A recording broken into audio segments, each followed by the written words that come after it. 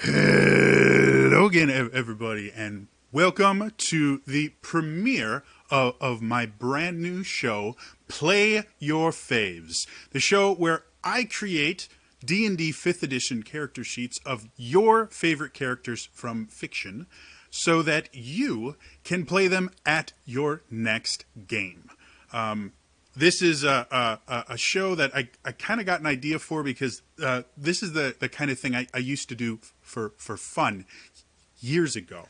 So I got some people to give me some ideas for characters, and I have turned them into 5th edition D&D characters. Now, I did put some rules for myself that I'm going to let you guys know now. The first rule is all the characters options I'll be using will be from officially published Wizards of the Coast material. So it all has to be something that Wizards themselves have published in a book or in a supplement or in an adventure, because sometimes they'll add extra character options in adventures, like Elemental Evil had a bunch. So that's rule number one. Rule number two, all my characters will be either level 6 for single class characters or level 7 for dual class characters. And that's basically so that every character has access to at least one feat, and by level 6, most classes have gotten their second subclass ability. Just again to give me a little more things to kind of fool around with to really get the feel for these characters. And the final rule that I just added is the easiest place to play D&D if you don't have a home group or something like that where you could bring out these characters is the D&D Adventures League. So every one of the characters I'm going to make are going to be Adventure League legal. That means I use the standard array because I don't really use point buy. So I use the standard array as far as stats are concerned. I'm only allowed to use the PHB plus one other supplement in order to make the characters. Yeah. So yeah, let's get started with the first official character. This was suggested on the first video I made talking about. This was on my YouTube channel. And that character is Kratos, the God of War. Yes, this is Kratos from God of War. You'll notice at the top, this is a multi-class. I kind of tossed it around a little bit with making him a single class barbarian with some feats to add some extra aspects. But after tossing around a little bit and realizing how difficult this was going to be, I did a multi-class barbarian fighter because that gave me access to everything that I wanted to really make this character play like he does in the games for the most part. Now, one thing that's going to happen a lot in these is there's going to be a lot of flavor texting, simply because things like the Blades of Chaos for Kratos don't exist in D&D. So we have to take the mechanics of something that does exist and just go, okay, we're going to call it this. So without any further ado, let's talk about the character. I made him human. A lot of these characters are going to be human for the mere fact that humans have access to an additional feat, and feats are one of the easiest ways to customize the character and really get them to play exactly like you want. So he's a human, and Kratos is a human, so it makes sense. Give him a soldier background because he was a Spartan warrior before he started serving the gods. And I gave him the chaotic neutral alignment because he is very much a chaotic person, and as far as good and evil in D&D, good is selfless, evil is selfish, and Kratos kind of does both throughout his career. The other thing with this one specifically is there's a ton of God of War games. I just picked one to kind of replicate the abilities of. This is Kratos from Chains of Olympus. But you can do this with any version, and if people really like this, I might do like a God of War 3 or a God of War 4 version of him. But just know that this is based on his abilities from Chains of Olympus. So first things first, let's talk over here. Let's talk about ability scores. The things you really need to know. Strength is the highest. Again, I did it standard away, so this is 15 plus 1. I did 14 on Constitution, 13 on Dexterity plus 1, because Constitution and Dexterity are really useful for barbarians. It gives them a higher armor class, which is always good. And then we had Charisma, because Kratos is a kind of scary guy, and then Wisdom Intelligence. I figured he was a little more world smart than he was book smart, and that's it. As far as abilities, obviously athletics is his thing, and I actually got that from the soldier background. Intimidation is the other thing that Kratos will do often. He's a scary guy. He yells at people and then he throws things at them. So those are really important for him. The other two were just abilities that I thought would be somewhat useful, and I needed to pick two more skills. Perception, he's a warrior. They would have learned some perceptive skills, and then survival is, again, he's a Spartan warrior. They learn a little bit about survival, how to find food and stuff when you're marching to kill other things. We go up. This is all, just stuff that I didn't really pick. It just happens that's because his armor class and all that is based on his stats. And I'll explain why the armor class is 1 point higher once we get to feats. The personality traits and all that. For each of these characters, I will have two things that are generally taken directly from the research that I found, and then two things I kind of make up myself. This is a quote from Kratos. He says this, I can't remember which game, but I like to use a quote from the character for their ideals, and keep your expectations low, and you will never be disappointed. It's just a very Kratos thing. And then in Chains of Olympus, he's actually in the middle of his 10-year service to the gods because he murdered his wife and child in a very complicated backstory, and he feels he needs to redeem himself. The other two things I added myself. This is just a joke, but it fits Kratos pretty well. My Blades of Chaos may not be the answer to everything, but they're the answer enough. They're the answer to enough that trying them first is generally a good idea, because this is a hack and slash game. If you see something, you're going to attack it. So I thought that was humorous. And then my bloodlust and rage sometimes blind me to the horrors I commit. Yeah. Okay. So that's everything. Let's talk about class features. Kratos himself is a very aggressive character. He's very much based on rage and anger and everything in all the God of War games. So Barbarian was an obvious fit. With the rage, he can do the stuff that you see in the game, where he just wades into enemies and just attacks them with everything.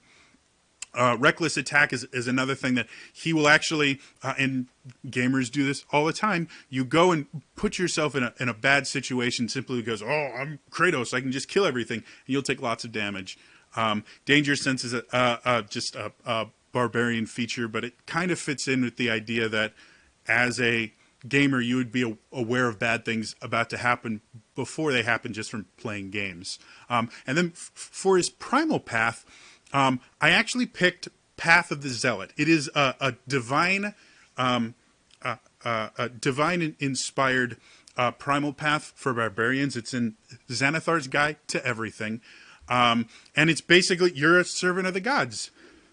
And that's what Kratos is, especially in this game. And it fits throughout his entire storyline. Is he has divine power, whether he's chosen by the gods, fighting the gods, or being a god. That's what Kratos does. And so it makes sense. And then he has Divine Fury, which I picked Radiant damage for it. You can do Radiant or Necrotic. And that just means the first attack every round, he does extra damage on it, which, again, is a very kind of Kratos thing to do. Now, the other thing, that was the Barbarian levels. He had 4 levels of Barbarian. He has 3 levels of Fighter for a couple reasons. First, before becoming servant to the gods, he was a Spartan commander. He was a very high rank in the Spartan military. And so being a fighter, that would make sense. And I specifically wanted access to this over here, the maneuvers and superiority dice, because that emulates a couple of his abilities, and it just fits with his character very well. So for fighter, you get to pick a fighting style. I chose 2-weapon fighting because he uses 2 blades of chaos, which I'll explain how we're creating them in a second here. Second wind and action surge are very video gamey kind of abilities when you look at them correctly. Second wind is kind of like picking up green orbs, if I remember correctly. It's been a long time since I've played, but it's a way to heal yourself. And action surge is a way for you to just get extra attacks in, where Kratos has a lot of different attacks, and sometimes he'll just go nuts. That's your action surge. And then Battle Master. Battle Master gives you access to a bunch of things called maneuvers, which are just ways to change how your attacks work. The 3 maneuvers that I felt worked best for him are parry, which is basically the same thing as using his sun shield. And this is where the flavor text comes in. Mechanically, all you need for parry is to have a weapon in hand.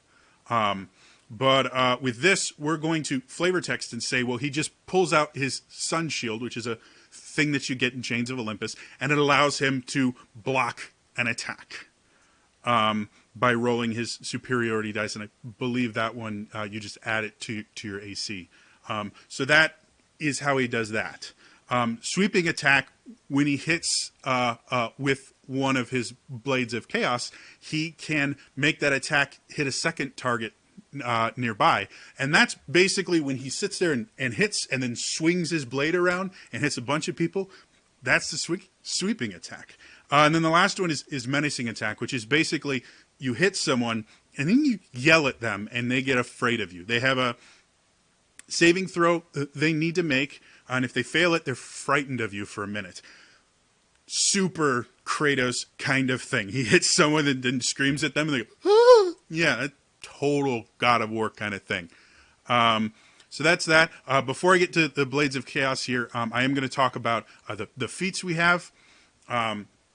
Feats, again, are a really great way to change how the character plays. The first feat we have is Dual Wielder, which is actually essential to be able to use the Blades of Chaos, because they're not a weapon you can dual wield without it. And they also increase armor class. So the reason the armor class is 15 here is because we have the Blades of Chaos, and they, when dual wielding, you get +1 to your armor class if you have dual wielder. The second one, this is a feat you will see me use a lot in this series, and that is Magic Initiate. Magic Initiate allows you to learn 2 cantrips and a first level spell from any spellcasting class. These cantrips and spells are really good to imitate special abilities, special attacks, and things like that. And I'll show you how those work when we get to the magic section.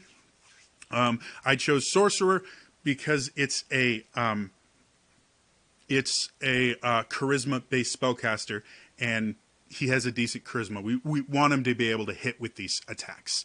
So that's that. So now, God of Kratos has a bunch of different weapons that he uses, from big old swords to tridents. But his main weapon for everything but the last one, and he uses it in God of War 4 too, just later on, are the Blades of Chaos. They are these two kind of short sword things that he actually has these chains grafted to his arms by Ares, the god of war before him.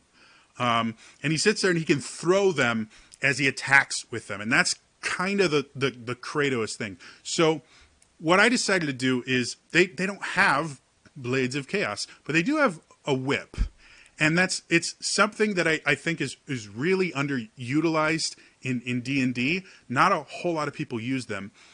So I figured we can just flavor text the Blades of Chaos as two whips. And we'll just say that they're Blades of Chaos. The whip already does slashing damage, so we don't even have to change the damage type. We literally just go, there are two blades that I can whip out and they come back. It's really simple. It's really easy.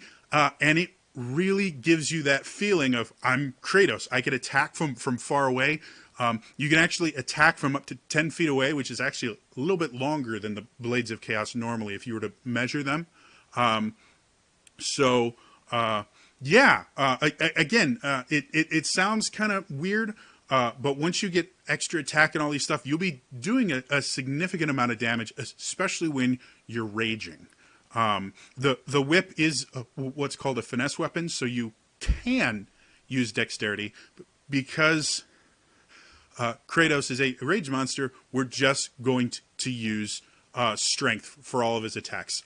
Barbarians have to use strengths based attacks to get their rage damage, and that's that. So that's how we do Blades of Chaos. Now there's other things that he gets as well, and that's what we're going to use magic to simulate. On the character sheet, I actually do have a background for Kratos. I wrote it myself based on the research I did and stuff, and it ends right around Chains of Chaos. So that's that there. You can read it when you pick up the character sheet if you want to. And finally, here is the spell sheet. Now this stuff we don't really need to worry about too much. We have a spell save DC and a spell attack bonus. These are what you will use when you attack with him. But these are the things that we want. So the first thing is Acid Splash. Kratos gets an ability after defeating a character called Sharon, where he can actually hit with fire a target and one target next to them. So to simulate that, I used Acid Splash, which works very similarly. It can hit two targets that are right next to each other. It just does acid damage instead of fire damage. Unfortunately, the only spell that would do exactly what we want is called Green Flame Blade, but it is in the Sword Coast Adventurer's Guide, and in order to keep this character AL legal, I have to use something in the PHB. Then the other one is Thunderclap. He also gets the ability to summon what's called an Ifrit, which is a fire demon type thing. And in the game, the way it works is you summon the Ifrit, he slams down and just burns everyone around you.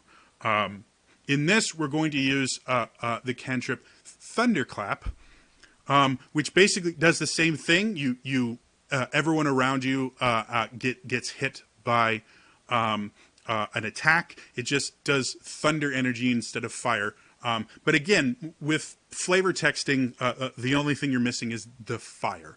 You can call it fire and just not use actual quote-unquote fire damage. Or if your DM will allow you, you can actually change it to fire damage. It doesn't really change how the spell works. It's just changing damage types. So that, and then the final thing, the final weapon Kratos gets in Chains of Olympus is the Gauntlet of Zeus. It's just a big old fist, and he punches people and knocks them away. It's a cool ability.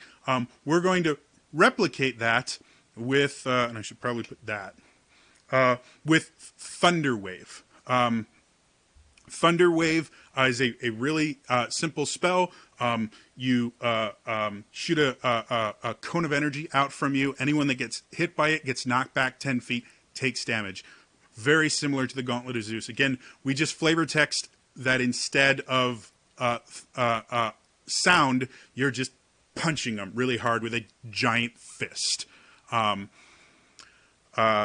yeah, I mean, that's the basics of the character. There is this is this character sheet, and like I said, everything in this character sheet is AL legal. So if you wanted to take this sheet and play in an AL game, you could. The only issue you would have is in the Adventurers League, you have to start at level 1 unless you have what's called DM experience, where you've run games and then you can use it to level up characters and start higher level characters. So if you are trying to play Kratos from level 1, the first thing I would recommend that you do is at level 1, start as a barbarian human variant. Take the dual wielder feat at level 1, and you as part of being a barbarian, you'll get 1 martial weapon. Choose a whip, and then as soon as you can get 25 gold, pick up or actually I think it's only 5. I'll have to look really quickly here because I'm super prepared. Weapons. There we go. Oh, it's 2 gold. So as soon as you can get 2 gold, which you might actually have just from picking up other weapons and stuff like that, you might have 2 gold. Just pick up a second whip and you are set. As you go further on levels, when you hit 3, pick Path of the Zealot. When you hit 4, pick up the Magic Initiate, and then from levels 5 to 7, just take 3 levels in Fighter, and that'll get you right to where you want. In the Adventure League, it's actually not very difficult to get up to a level 7 character. It just takes playing them, through maybe half a dozen adventures tops. So yeah, that's the first episode of this. If you have a character that you've always wanted to see them on the tabletop instead of on screen, let me know. They can be from books, television, video games, movies, comics, whatever. Let me know in the comments down below what character you would like me to turn into a D&D character that you can play. If you would like to get this character sheet, head over to my Patreon. It's patreon.com/trainerjody. I'll have a link down in the description, and you can actually get it directly from my Patreon page. It is not limited to patrons only. It will be available to everyone. It's just a really simple place where I can kind of put all my character sheets and stuff there. And also, while you're there, if you'd like to become a patron, it helps me to be able to do stuff like this and continue making cool stuff.